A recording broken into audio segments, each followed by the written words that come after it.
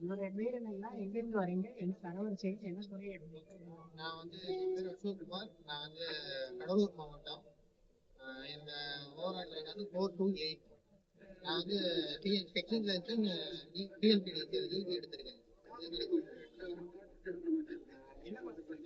நான் வந்து ITI with diploma. நான் ஆல்ரெடி ஈபில ஒர்க் பண்ணிட்டு இருக்கேன், கேங்மேனா ஒர்க் பண்ணிட்டு இருக்கேன். நான் என்ஓசி வாங்கி எக்ஸாம்ஸ் பண்ணி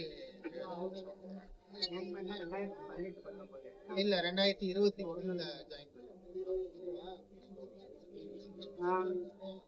இப்ப இந்த எக்ஸாம்க்கு எப்ப படிக்க ஆரம்பிச்சீங்க? எப்படி படிச்சீங்க? ஆக்சுவலா டியூட்டிக்கு போயிட்டே தான் படிச்சிருந்தேன். ஒரு ஒரு அகாடமியில வந்து டெஸ்ட் பேட்ச் மட்டும் அட்டன் பண்ணேன். தமிழர் இன்ஜினியரிங் அகாடமி பிரவீன் போயிட்டு அவரு இதுல மட்டும் டெஸ்ட் பேட்ச் அட்டன் பண்ணிட்டு கிளாஸ் அட்டன் ஒரு 2-3 வீக்ஸ் தான் படித்தேன்.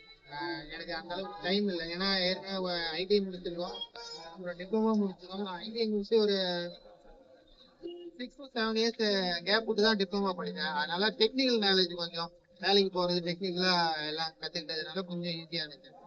ஒரு 3 வாரம் மேல ப்ரிப்பேர் பண்ணேன். இப்ப டெக்னிக்கல் பேப்பர் பத்தி சொல்லுங்க. 10 யூனிட் இருக்கு. நீங்க எது முக்கியமா படிச்சீங்க, எப்படி படிச்சீங்க அப்படின்னு? 10 யூனிட் பாத்தீங்கன்னா டிஸ்ட்ரிபியூஷனு, டிரான்ஸ்ஃபார்மர், அந்த ஒரு 2-3 யூனிட், அதாவது 2-3 யூனிட் தவிர மற்ற எல்லாமே கொஞ்சம் ஈஸியா. டிரான்ஸ்மிஷன், டிஸ்ட்ரிபியூஷனு, இன்சுலேட்டர், அந்த அந்த மாதிரி யூனிட்லாம் கொஞ்சம் ஈஸியா தான் இருந்துச்சு. நீங்க என்ன புக்ஸ்ல நீங்க ஆல்ரெடி படிச்ச டிப்ளமோ புக்கை ரெஃபர் பண்ண கொஞ்சம். அது இல்லாம test batch previous year question பேப்பரை ஒரு 2-3 கொஸ்டின் பேப்பர் இருக்கு ப்ரீவியஸ் இயருக்கு மட்டும், அதை ரிவைஸ் பண்ணினேன்.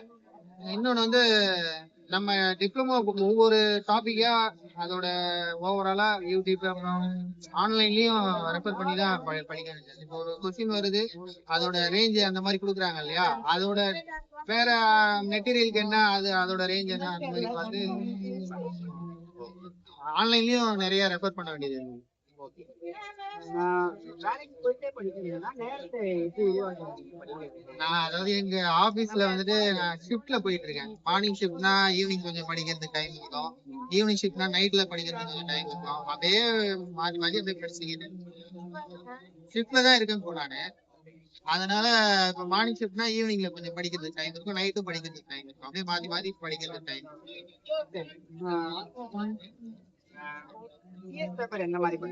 ஜிஎஸ் எனக்கு சுத்தமா எதுவுமே இல்லை. எலிஜிபிலிட்டி பாஸ் பண்ணிடுவேன்னு தெரியும், ஜிஎஸ்ல நாலேஜே கிடையாது. எனக்கு சுத்தமா நாலேஜே கிடையாது. என்னோட மார்க் வந்துட்டு 71 தான் ஜிஎஸ்ல. எலிஜிபிலிட்டி 91க்கு மேல எடுத்துட்டேன். தமிழ் பிரச்சனை இல்லை, எலிஜிபிள் ஆயிடும்னு தெரியும்.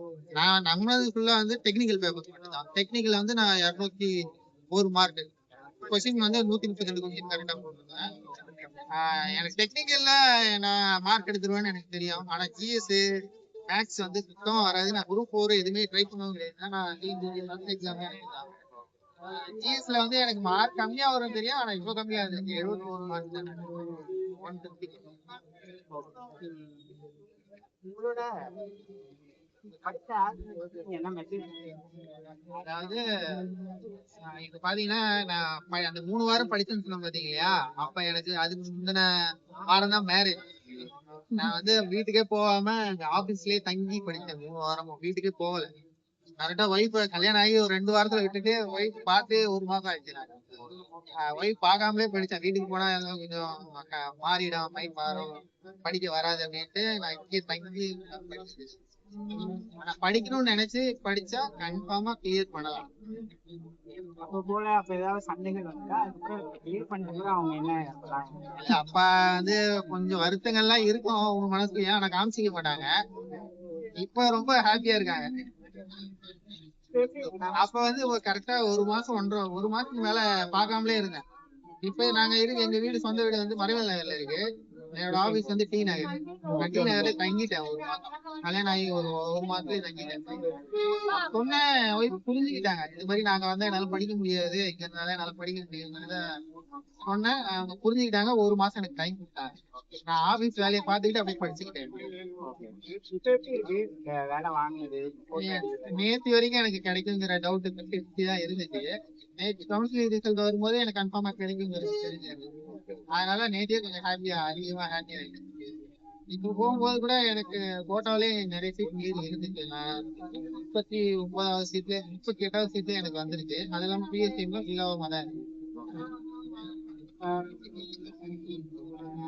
மொபைல் டிஸ்ட்ராக்ஷன் இருக்குங்களா உங்களுக்கு? மொபைல் டிஸ்ட்ராக்ஷனுங்கிறது எனக்கு இல்ல. நான் வந்து ஏதாவது தேவைன்னா மட்டும்தான் போன் பேசுவேன். ஆபீஸ் கால் அட்டன் பண்ணுவேன், வீட்ல இருந்து போன் பண்ண அட்டன் பண்ணுவேன். நான் ஆல்ரெடி அது இல்லாம நான் வெளியே எலக்ட்ரிக்கல் ஒர்க்கும் வேலைக்குலாம் ஒயரிங் வேலைக்கு பிளம்பிங் வேலைக்கெல்லாம் போயிடுவேன். ஏன்னா கேங்மேன் சேலரி கொஞ்சம் கம்மி. அதனால நான் வெளி வேலைக்கு போய் கொஞ்சம் ஃபேமிலியை மேனேஜ் பண்ற மாதிரி இருந்துச்சு. அந்த வேலைக்கெல்லாம் போறதை நிறுத்திட்டேன். அந்த மாதிரி கால்ஸ் எல்லாம் வந்து நான் எடுக்க மாட்டேன். வேலைக்காக கூப்பிடுற கால்ஸ் எடுக்க மாட்டேன். ஏதாவது எமர்ஜென்சி முக்கியமான கால் ஆபீஸ்ல மட்டும் எடுப்பேன். ரெஃபர் பண்றதுக்கு மட்டும்தான் ஃபோன் யூஸ் பண்ணுவேன். நம்ம தியரியா படிக்கிறது வந்து அந்த தியரியை நீங்க ஆல்ரெடி ஒர்க் பண்ணி வேலையாவும் பார்த்துருக்கீங்க. ஆனா படிக்கிறது வேற மாதிரி இருக்கும். அதை ப்ராக்டிக்கலா பண்ணும்போது வேற அதாவது மாதிரி இப்ப பாத்தீங்கன்னா ஒரு கொஸ்டின் எடுத்தீங்கன்னா இந்த அந்த படத்தை பாத்தீங்கன்னாலே அதோட விளக்கெல்லாம் தியரியா கிடைச்சிரும் நமக்கு. அந்த படத்துல இருக்கிற ஒர்க்கிங் பிரின்சிபல் என்ன ஆபரேஷன் நடக்குது அப்படிங்கிறது அந்த டயக்ராம பார்த்தாலே நமக்கு தெரிஞ்சிடும். எலக்ட்ரிக்கலை பொறுத்த அளவுக்கு இந்த இடத்துல இந்த வேலை நடக்குதுங்கிறது தெரிஞ்சிடும். அதை புரிஞ்சுக்கிற மைண்ட் இருந்தா ஈஸியா தியரிக்கும் ப்ராக்டிக்கலுக்கும் அதுதான் ஒரே ஒரு வித்தியாசம். கொஞ்சம் புரிஞ்சுக்கிற நாலேஜ் தான் கண்டிப்பா புரிஞ்சுக்கலாம். இப்போ ட்ரிபிள்ஏ பொறுத்த வரைக்கும் எலக்ட்ரிக்கல் இருக்கு, எலக்ட்ரானிக்ஸ். எதுல நம்ம அதிகமா ரெண்டுமே படிக்கணும். என்னை பொறுத்த அளவுக்கு எலக்ட்ரானிக்ஸ்ல அதிகமா கொஸ்டின் வரல. மினிமம் ஒரு 10ல இருந்து 15 கொஸ்டின் தான் வந்திருக்கும்னு எனக்கு தெரிஞ்சு அவ்வளவுதான் வந்திருக்கும்னு நினைக்கிறேன். அதெல்லாம் எலக்ட்ரிக்கல்ல தான் கேட்டாங்க. கேபிள்ஸ் அந்த மாதிரி கொஸ்டின் எல்லாம் நிறைய வந்தது. டிரான்ஸ்மிஷன் டிஸ்ட்ரிபியூஷன் எல்லாம் நிறைய கொஸ்டின் வந்தது. அதாவது 30 கொஸ்டின் அதுலயே வந்துடும். இப்போ தியரியா இருக்குமா, நிறைய ப்ராப்ளம் இருக்குமா? மேக்சிமம் ப்ராப்ளம் வந்து ஃபார்முலாவை அப்ளை பண்ணா போதும் ஆன்சர் கிடைச்சிடும். அந்த மாதிரி கொஸ்டின்ஸ் தான் வரும். ஏன்னா நமக்கு டைம் இருக்காது. நம்ம ஜிஎஸ்ல இருக்கிற மேக்ஸ் மாதிரி வராது. இத வந்துட்டு நம்ம அந்த ஏதாவது ஒரு ப்ராப்ளம் வருதுன்னா அதுக்கான ஃபார்முலா தெரிஞ்சிச்சுன்னா அதை அப்ளை பண்ணும்போது அதுக்கான ஆன்சரும் கிடைக்கும். ஈஸியா கிடைக்கும். அப்ளை பண்ணாலே ஆன்சர் கிடைக்கிற மாதிரி தான் இருக்கும் மேக்சிமம். அடுத்த 2வது ஸ்டெப் 3வது ஸ்டெப்லாம் போகாது. சிபிடிக்கு ஏதாவது ப்ரிப்பேர் பண்ணீங்களா? அது எப்படி எக்ஸாம் எழுதுறாங்க? சிபிடிக்கு எக்ஸாம் எழுதுற அனுபவம் இல்ல எனக்கு ரெண்டுமே டெக்னிக்கல் நான் கேங்மேன் வந்து இபி டிபார்ட்மெண்ட் நடந்துச்சு. அது வந்து ஓஎம்ஆர் ஷீட் மாதிரி கொடுத்து தான் அடிக்க சொன்னாங்க. சிபிடி வந்து எனக்கு முதல் எக்ஸாம் வச்சேன். இதான் ஃபர்ஸ்ட் நான் சிபிடி அட்டெண்ட் பண்ணேன். கொஞ்சம் ஃபர்ஸ்ட் வந்து இந்த ஆன்லைன்லயே நான் வந்து மாடல் எல்லாம் கொடுத்துருந்தாங்க இல்லையா, அதை டெஸ்ட் பண்ணிட்டு போயிருந்தேன். சேம் அதே மாதிரிதான் இருந்துச்சு. ஒன்னும் டிஃபிகல்ட்டா எனக்கு தெரியல. கண்டிப்பா கண்டிப்பா. நான் என்னோட சீனியர் இன்ஜினியர் ஏடி இவங்களுக்கெல்லாம் வந்து என்ஓசி கேட்டேன். அவங்க என்ஓசி அப்ளை பண்ணி என்ஓசி வந்ததுக்கு அப்புறம் நான் எக்ஸாமே அப்ளை பண்ண முடியாது. என்ஓசி வாங்கி தான் எழுதணும். அது ஏன்னா பின்னாடி பிரச்சனை இல்லாம இருக்கிறதுக்கு. அதாவது நீங்க கவர்மெண்ட் வேலையில இருக்கீங்க, உங்க ப்ராவிடன்ட் ஃபண்ட் எல்லாம் குடிச்சிருப்பாங்க. நீங்க வேற டிபார்ட்மெண்ட் சூஸ் பண்ணும்போது என்ன ஆகும்னா அது டிரான்ஸ்ஃபர் ஆகுனா நீங்க என்ஓசி இருந்தா மட்டும் தான் அது டிரான்ஸ்ஃபர் பண்ணுவாங்க. வேற டிபார்ட்மெண்ட் பண்ண மாட்டாங்க. அந்த அமௌண்ட் வேஸ்ட் ஆகும். நீங்க உங்களோட சர்வீஸும் வேஸ்ட் பண்ணுவோம். சேம் டிபார்ட்மெண்ட் போறீங்கன்னா அந்த சர்வீஸ் ரீடைன் ஆகும். உங்களுக்கு 5 வருஷம் ரீடைன் ஆகும். ஜாயினிங் டேட் நம்ம என்னைக்கு ஜாயின் பண்றோமோ அதுதான். இப்ப 5 வருஷம் எக்ஸ்பீரியன்ஸ்னா அந்த 5 வருஷம் எக்ஸ்பீரியன்ஸ்ல வந்துடும். எக்ஸாம் எழுதுறப்போ பிஃபோர் எக்ஸாமே நான் அப்ளை பண்ணேன். என்ஓசி கொடுத்ததுக்கு அப்புறம் நான் எக்ஸாம் அப்ளை பண்ணேன். கண்டிப்பா கவுன்சிலிங் இல்லைன்னா வெளியே அனுப்பிச்சுவாங்க. நான் என்ஓசி கவர்மெண்ட் வேலையில நான் என்ஓசி காமிச்சேன். என்ஓசி காமிக்காதவங்க நான் இது வரைக்கும் நாங்க பாக்கல. நேற்று வந்தவங்க சொன்னாங்க என்ஓசி இல்லைன்னா அனுப்பிடுறாங்கிற மாதிரி. படிக்கிறவங்களுக்கு கொஞ்சம் டிஸ்ட்ராக்ஷன் ஆகாம படிக்கணும். வேற எதுலயும் கவனம் செலுத்தக்கூடாது. டெய்லி அதாவது ஜிஎஸ் மேக்ஸை பொறுத்த அளவுக்கு குரூப் 4 என்ன குரூப் 4 ஆஸ்பிரண்ட் என்ன ஃபாலோ பண்ணாலும் அது ஃபாலோ பண்ணியே ஆகணும். ஏன்னா இதுல தமிழ் எழுதுலி நம்ம 100 தான், எழுதுலி வந்து 100 தான். ஜிஎஸ் தான் நமக்கு மெயின் போக்கஸே ஜிஎஸ் தான் பண்ணணும். ஏன்னா தமிழ்ல 40 மார்க் எடுத்தாலே உங்களுக்கு எலிஜிபிள் ஆயிடும். அது வந்து ஸ்கோர் கார்டுல வராது. அடுத்த 100 கொஸ்டின் தான் நீங்க நிறைய பார்க்க வேண்டியது இருக்கும். அதுல ஸ்கோர் பண்ணிட்டு நீங்க டெக்னிக்கல் கம்மியா எடுத்தீங்கன்னா கூட உங்களுக்கு வேலை கிடைக்கிறதுக்கு நிறைய வாய்ப்பு இருக்கு. இல்ல டெக்னிக்கல் வந்து 150 பிளஸ் எடுத்துட்டீங்கன்னாலும் உங்களுக்கு வாய்ப்பு இருக்கு. ஜிஎஸ் வந்து நல்லா போட்டு பாருங்க. டெக்னிக்கல் வந்து டெக்னிக்கல் படிங்க.